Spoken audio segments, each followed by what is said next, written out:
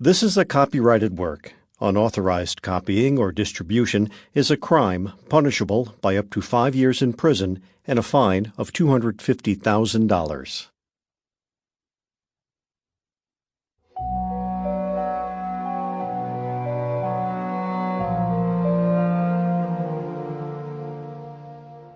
Scholastic Audio presents School for Unusual Magic, Book 2, The Winter Frost, by Liz Montague. Read by Tamika, Katon-Donegal. To Olivia and Rachel, the sparkliest people I know. Chapter 1.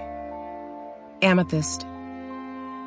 Sometimes, Amethyst wished she was the type of person who could just give up.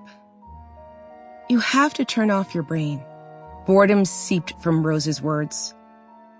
They'd already had this conversation 1,000 times, and the later it got, the grumpier Rose, Amethyst's best friend and unwilling teacher, became. My brain doesn't work like that, Amethyst paced, frustration building with each step. It was past her usual bedtime, not that Amethyst expected to sleep much. She'd already pushed her cot against the wall to create more floor space, not eager for another night of tossing and turning while she stared up at the ceiling.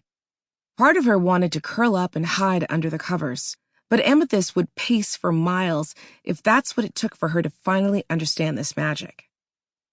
You can already shift. Why do you even need to heart lead? Rose asked as she sank farther into her bed. It's winter break.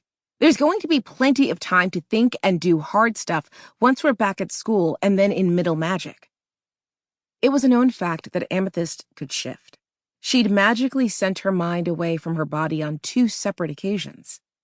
The fact that both times had been accidents that she hadn't exactly meant to happen were minor details.